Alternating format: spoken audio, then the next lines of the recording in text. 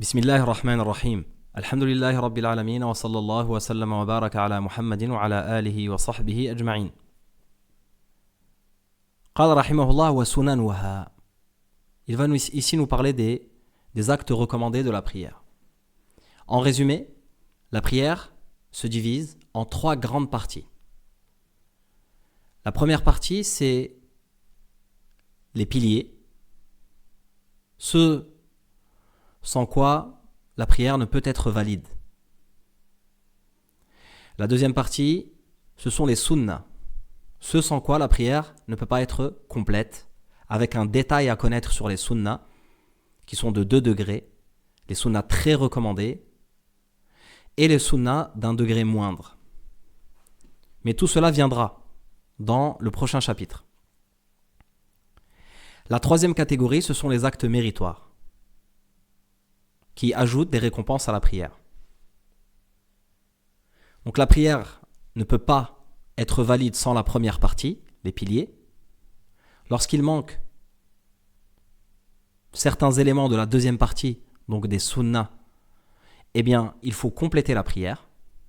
Et on aura recours des fois à sujud sahu, donc ce sont 2 sujud qui viennent à la fin de la prière pour réparer celle-ci, pour un ajout ou pour une suppression.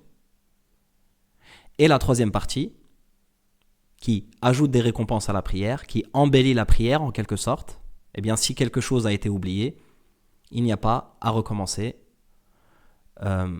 cet acte, ou à recommencer la prière, ou à réparer la prière de quelque manière que ce soit. Il va nous parler ici, en général, de la deuxième catégorie, donc les sunnas. Il nous dit al-iqamatu, qala rahimahullah, wa sunanuha al-iqamatu. L'iqama, c'est le second appel à la prière. Donc c'est l'appel qui est juste avant la prière. Wa hiya ashru kalimat. Et il y a 10 expressions.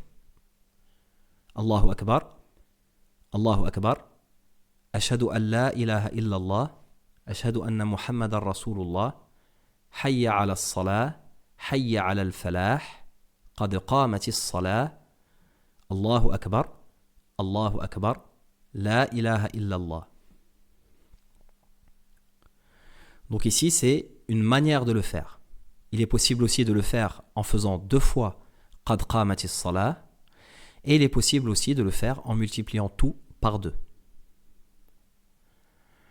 Donc, la manière de faire عند المالكية, c'est d'utiliser donc 10 expressions en faisant tout une fois, et même قد قامت الصلاة.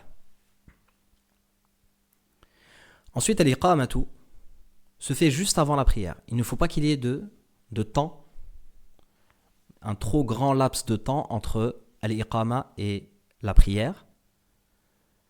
Et s'il y a eu un long moment qui s'est écoulé, il faut la refaire. D'ailleurs, pendant que la personne fait l'iqama, il n'a pas à discuter, répondre à quelqu'un, ou même répondre au salam qui est obligatoire. Raddu salami wajibun illa fi ba'd al-umur. Rendre le salam est obligatoire, sauf dans certains cas de figure. وفي ذلك يقول الشيخ محمد سالم العدود رحمه الله ملب وقاضي حاجة ومؤذن وقارئ قرآن وسامع خطبة فعن هؤلاء الرد يسقط عندما يحيون في فتوى إمام الأئمة. Il nous dit ملب, Cheikh Mohamed Salam al-Addoud rahimahullah nous a dit un jour, nous a cité donc ces vers de poésie où il y a les gens qui sont dans la possibilité de ne pas rendre le salam, pour lesquels rendre le salam n'est pas obligatoire. Et il nous dit Mulabbin, celui qui fait la talbiya, qui est au hajj ou à la umrah et qui dit labbaik Allahumma labbaik, cette formule, eh bien il n'a pas à rendre le salam quand quelqu'un lui passe le salam. Ce n'est pas obligatoire pour lui de rendre le salam car il est occupé en quelque sorte. Wa qadi hajatin, c'est quelqu'un qui fait ses besoins, c'est évident. Wa mu'adhdhinun, et celui qui fait l'adhan. L'adhan, et c'est valable aussi pour al-iqama. Wa qari'u Qur'anin, quelqu'un qui est en train de réciter du Qur'an. وَسَامِعُ خُطْبَتِي est quelqu'un qui écoute une khutbah. Et il nous dit فَعَنْ هَؤُلَاءِ الرَّدُّ يَسْقُطُ. Rendre le salam n'est plus obligatoire pour ces cas de figure-là. عندما يحيون, lorsqu'ils sont salués, في فتوى إمام الأئمة, dans la fatwa de l'imam des imams, c'est-à-dire l'imam Malik رحمه الله. ثم قال والسورة التي بعد الفاتحة. Parmi les sunnas de la prière, il y a le fait de réciter du Coran. Donc une sourate ou quelques versets après la Fatiha. والقيام لها, et être debout en récitant après la Fatiha. C'est-à-dire que la position debout pendant qu'on récite la sourate est aussi une sunna. Donc celui qui récite une sourate est en train d'appliquer deux sunnas. La sourate qu'il récite et la position. والسر فيما يسر فيه. Réciter le Coran à voix basse quand il le faut. وَالْجَهْرُ فِي مَا يُجْهَرُ فِيهِ, et à voix haute quand il le faut. Concernant cela, eh bien, tout un chacun sait quand est-ce qu'il faut réciter à voix haute et quand est-ce qu'il faut réciter à voix basse. La règle générale, c'est que dans les prières de nuit, on récite à voix haute. Dans les prières de jour, on récite à voix basse, sauf les prières qui ont un discours, un sermon, comme la prière du vendredi. Et les dernières raka'a, la troisième, la quatrième, elles sont toujours à voix basse.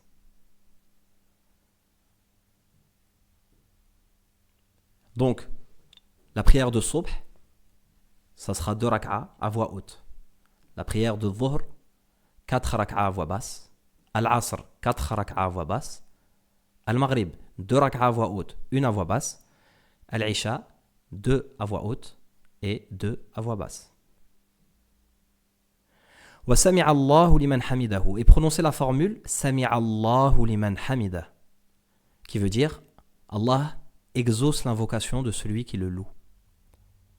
Wa kullu takbiratin sunnatun illa al-ula, et chaque takbir, tous les takbirs qui sont faits pendant la prière, qui permettent de passer d'un geste à l'autre, donc Allahu Akbar pour aller en ruku', Allahu Akbar pour aller en sujoud, Allahu Akbar pour se relever du sujoud, etc. Ils sont tous sunnah. Illa al-ula, sauf le premier takbir de la prière que l'on appelle takbiratul ihram, qui est un pilier. Wa at-tashahhudani. At-tashahhudani, donc les 2 tashahhud qui sont faits. Le tashahhud se fait à la 2e raka'a et ensuite à la dernière. Donc pour Subh, le tashahhud ne sera fait qu'une seule fois parce qu'il n'y a que 2 raka'a, et pour les autres prières, ce sera fait 2 fois. Donc dans le tashahhud, on a At-tahiyyatu lillahi, az-zakiyatu lillahi, at-tayyibatu as-salawatu lillahi, assalamu alayka ayyuhan nabiyyu wa rahmatullahi wa barakatuh, assalamu alayna wa ala ibadillahi as-salihin, ashhadu an la ilaha illa Allah wa ashhadu anna Muhammadan abduhu wa rasuluh. Il ne faut pas oublier ici qu'il y a plusieurs manières plusieurs formules qui permettent de faire le tashahhud. Il faut en apprendre une, c'est suffisant, à condition qu'elle soit correcte. Wal julus lahuma, et la position assise. Lorsqu'on est assis pendant le tashahhud, eh bien la position assise est une sunna. Et on avait cité le fait que la position assise pendant le salam est obligatoire. Donc la position va de pair avec, a le même statut que ce qui est prononcé. Wa taqdimu al-fatihati ala as-surati, et le fait de réciter la Fatiha avant la sourate. Ça aussi c'est une sunna. Wa at-taslimatu ath-thaniyatu wa ath-thalithatu lil-ma'mum. Le 2e salam et le 3e salam pour le ma'moum c'est celui qui prie derrière l'imam. Donc celui qui prie derrière l'imam, lorsque l'imam dira assalamu alaykum et l'imam fait un seul salam, eh bien il dira assalamu alaykum à droite, il dira assalamu alaykum au milieu pour répondre à l'imam, et s'il y a quelqu'un à sa gauche, il dira assalamu alaykum aussi à sa gauche. Donc ce qui lui fait un 2e, voire un 3e. Voilà, ça c'est quelque chose qui a un petit peu disparu. C'est quelque chose qu'on voit rarement, mais c'est ce que faisaient les gens à Médine, c'est ce qui est rapporté du compagnon Abdullah ibn Omar, radiyallahu ta'ala anhu. وَالْجَهْرُ بِالتَّسْلِيمَةِ الْوَاجِبَةِ. Et de prononcer le salam obligatoire à voix haute. وَالصَّلَاةُ عَلَى رَسُولِ اللَّهِ صَلَّى اللَّهُ عَلَيْهِ وَسَلَّمَ. Et de prier sur le prophète sallallahu alayhi wa sallam, c'est aussi une sunna. As-salatu ala nabi sallallahu alayhi wa sallam, la formule c'est Allahumma salli ala Muhammadin wa ala ali Muhammad كما صليت على إبراهيم وعلى آل إبراهيم إنك حميد مجيد وبارك على محمد وعلى آل محمد كما باركت على إبراهيم وعلى آل إبراهيم إنك حميد مجيد. Ça c'est la version qui est rapportée que l'on retrouve dans Sahih al-Bukhari. Et il y a d'autres versions, notamment celle de Sahih Muslim et d'autres. Donc pareil, il faut en apprendre une, et ensuite, une fois qu'on est sûr qu'elle est correcte, eh bien, on peut l'utiliser. ثم قال رحمه الله والسجود على الأنف. Et de se prosterner sur le nez, والكفين, les mains, والركبتين وأطراف القدمين, les genoux et les extrémités des deux pieds. Et comme le prophète sallallahu alayhi wa sallam le cite, il dit, il m'a été ordonné de me prosterner sur 7 parties du corps. Donc on a le front qui est obligatoire, qui va avec le nez. Si on rajoute les 2 mains, ça nous fait 3. Si on rajoute les 2 genoux, ça nous fait 5. Et si on rajoute les pieds, ça nous fait 7. وَالسُّتْرَةُ لِغَيْرِ الْمَأْمُومِ. Et sutra, que l'on met devant soi lorsque l'on prie seul. La sutra, c'est ce qui permet de préserver celui qui prie, de faire que personne ne passe devant lui. Le prophète sallallahu alayhi wa sallam a blâmé celui qui passe devant celui qui prie, c'est-à-dire il passe juste devant lui. On n'a pas donc à prier, à passer devant quelqu'un qui est en train de prier, et on ne doit pas aussi, en tant que personne qui prie, s'exposer à ce que les gens passent devant nous. Et si on prie de telle sorte à ce que les gens sont dans l'obligation de passer devant nous, eh bien c'est celui qui prie qui aura le péché. Par contre, si la personne a pris ses précautions et que quelqu'un passe quand même devant lui, c'est celui qui passe qui aura le péché. Et cette sutra, donc, c'est un objet qui est posé, et il va nous en parler plus. Il nous dit wa aqalluha, et le minimum, غلظ رمح وطول ذراع طاهر ثابت غير مشوش.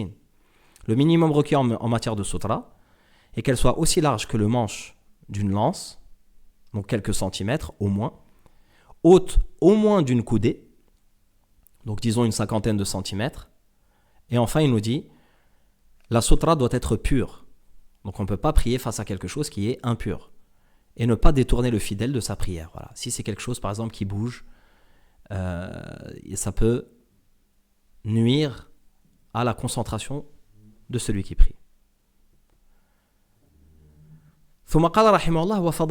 Ensuite, il va nous parler de la 3e catégorie.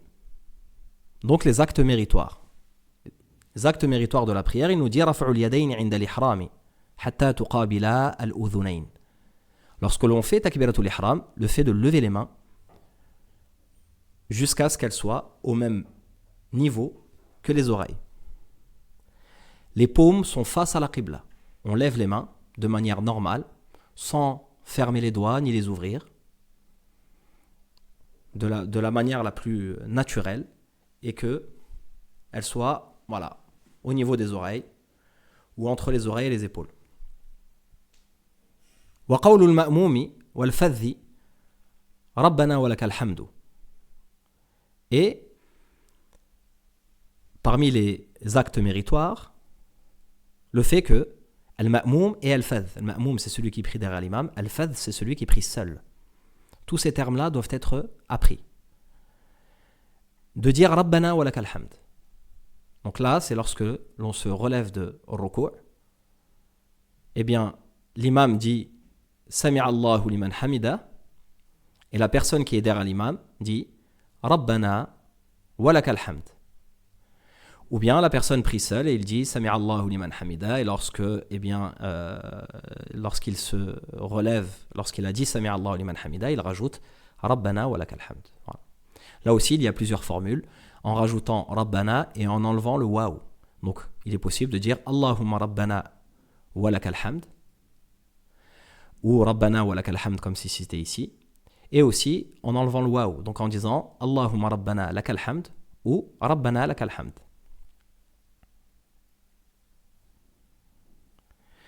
Qui veut dire notre Seigneur, à toi la louange. Lorsqu'on se relève donc de l'inclinaison,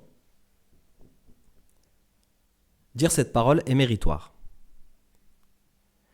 وَالتَّأْمِينُ بَعْدَ الْفَاتِحَةِ.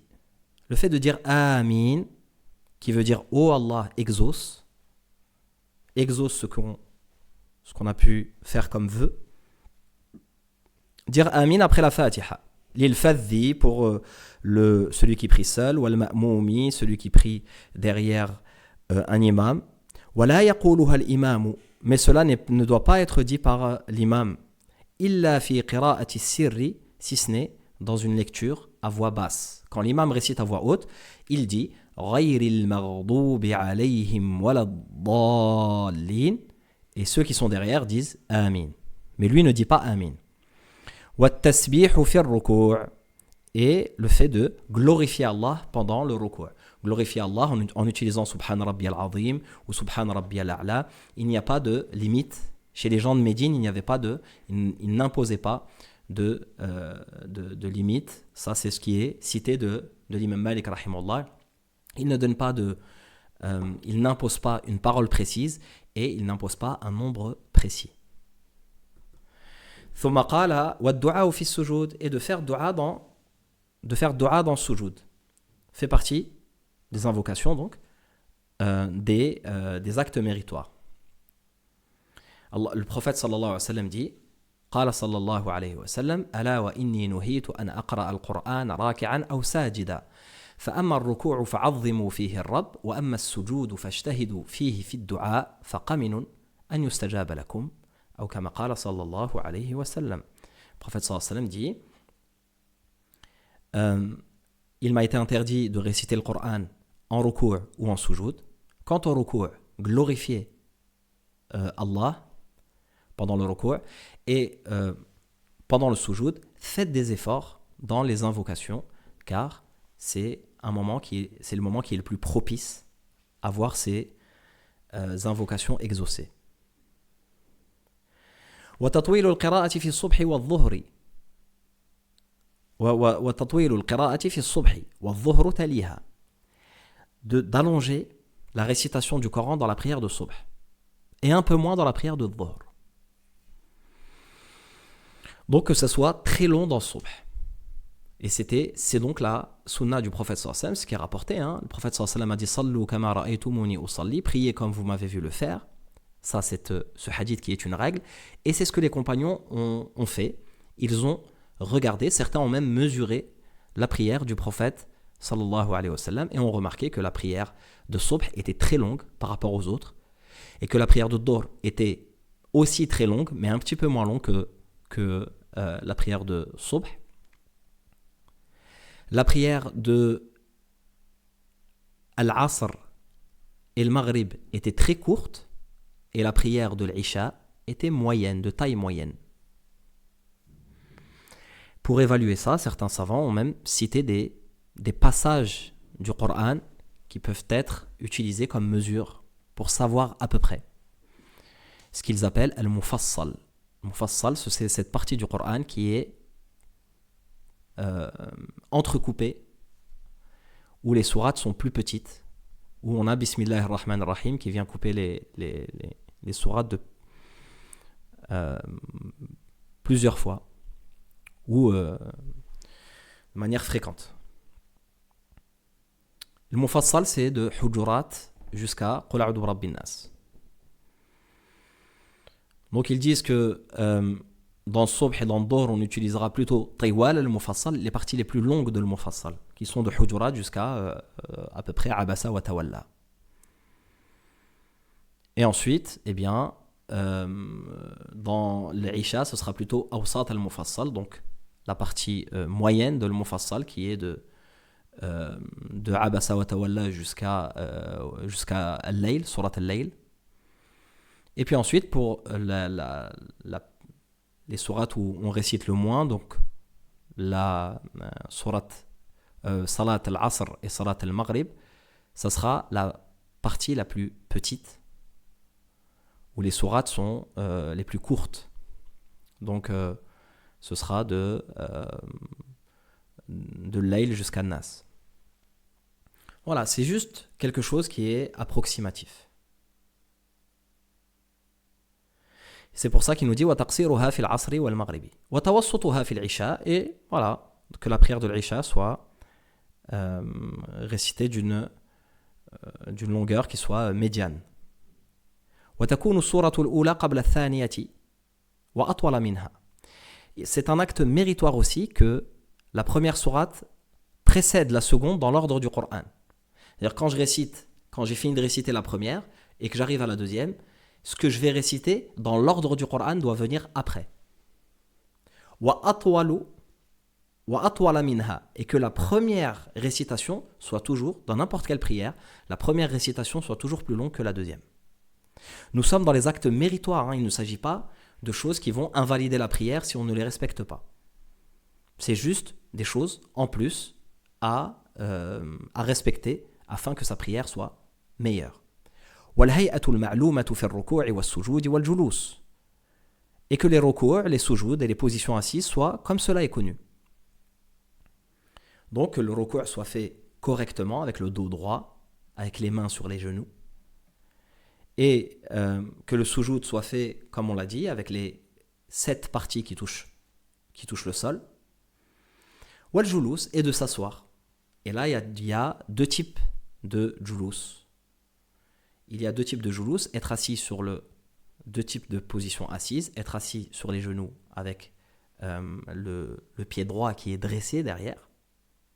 C'est toujours très compliqué d'expliquer ces choses-là à l'oral et même à l'écrit. Donc en général, en présentiel, eh bien, un élève ou le professeur montre cela aux élèves. Donc il y a cette position assise où on est assis sur les genoux avec le pied droit qui est tendu, donc qui est debout sur la plante des pieds. Et il y a l'autre position assise qui est de poser la fesse gauche sur le sol et d'avoir le pied droit tendu, avec le pied gauche qui passe en dessous. De toute manière, l'imam dit, comme cela est connu. Et là, on a une chose qui est très importante, c'est le fait que ces choses doivent être vues. En fréquentant les mosquées, en fréquentant les gens qui prient, eh bien, ces choses-là, on les voit. Donc, quand on parle d'une position, eh bien, normalement, on la reconnaît. Mais on n'a pas tous l'occasion de fréquenter des musulmans.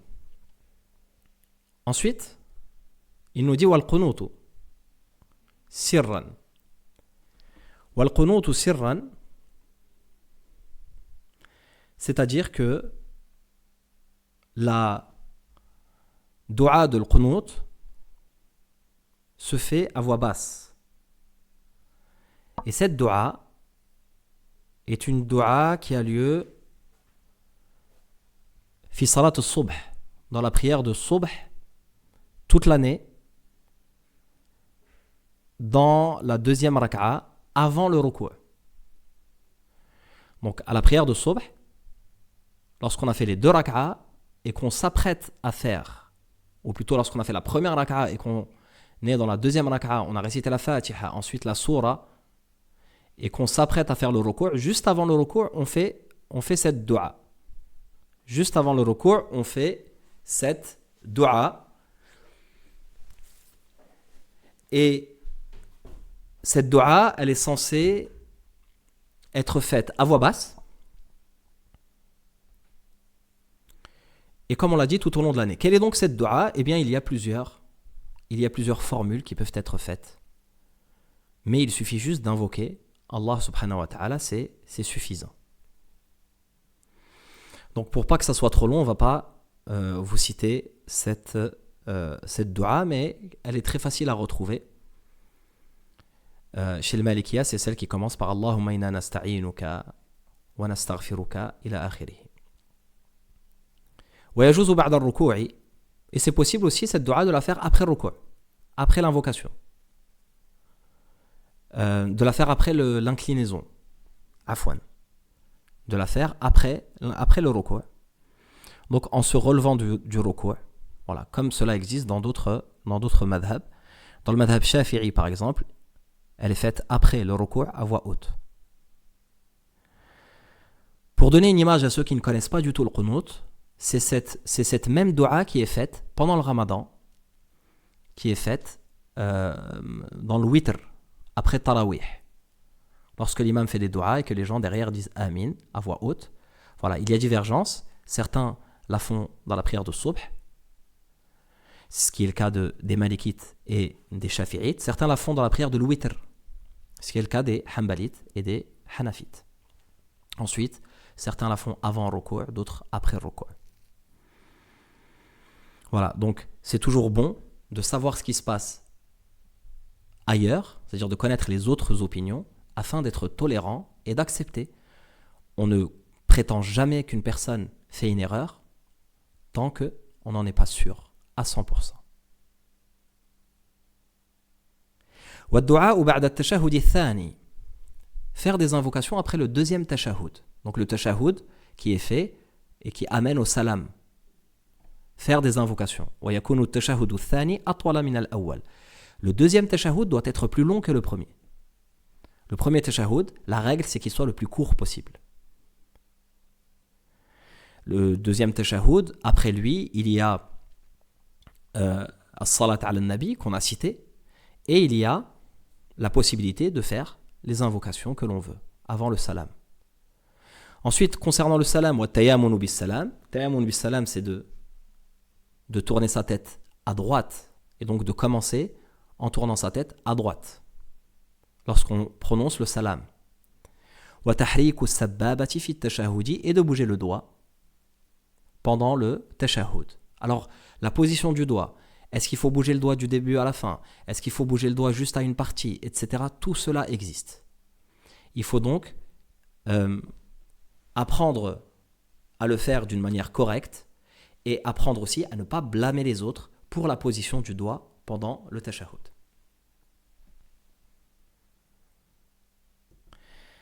Makruhatu salat. Thumma dhakara al-makruhat. Ensuite, il nous cite les choses qui sont détestées ou détestables pendant la prière. Les choses détestables, la définition d'une chose détestable, c'est une chose qu'il ne faut pas faire, mais si cette chose est faite, elle n'invalide pas la prière. C'est en quelque sorte des choses à éviter. Wa yukrahu l'iltifatu fi as-salah. Se détourner de la qibla, que ce soit par le corps, avec la tête, tant qu'on ne donne pas le dos à la qibla, tant qu'on n'a pas dépassé 45 degrés. C'est-à-dire qu'on commence à donner le dos à la qibla, là ça annule la prière si on donne le dos à la qibla. Par contre, se tourner un petit peu, tourner juste la tête, quand quelqu'un rentre de tourner la tête, ça c'est quelque chose qui est détesté. Il faut rester concentré pendant sa prière. Wa tarmidul aynayn, et de fermer les yeux. Fermer les yeux est une chose détestable. Et il ne faut pas la faire, ce n'est pas ce qu'a fait le prophète sallallahu alayhi wa sallam. Certains disent qu'il ferme les yeux pour avoir de la concentration. Or, celui qui avait le plus de concentration, c'est le prophète sallallahu alayhi wa sallam, et lui ne fermait pas les yeux. À nous de trouver la manière de prier avec cette concentration et sans fermer les yeux. D'autres pensent aussi que à chaque fois que l'on fait le soujoud, il faut fermer les yeux.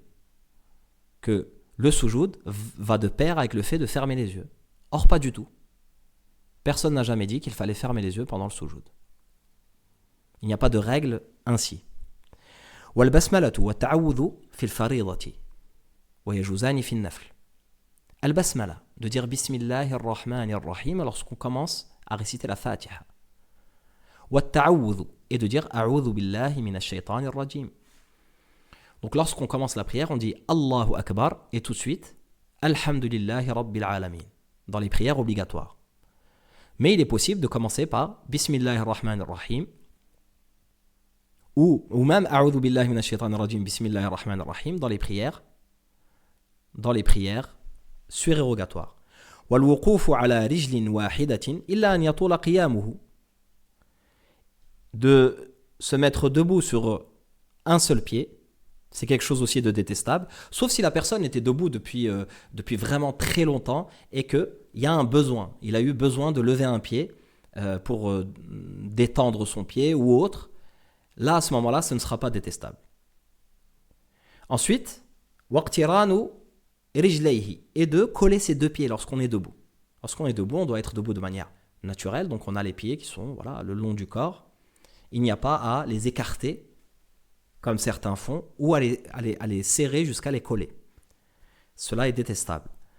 وَجَعْلُ دِرْهَمٍ أَوْ غَيْرِهِ فِي فَمِهِ وَكَذَلِكَ كُلُّ مَا يُشَوِّشُهُ فِي جَيْبِهِ أَوْ كُمِّهِ أَوْ عَلَى ظَهْرِهِ. De mettre par exemple une pièce dans sa bouche. Donc peut-être que avant certains objets de valeur étaient mis dans la bouche pour être protégés, préservés, voilà, une pièce en or ou un bijou ou quelque chose.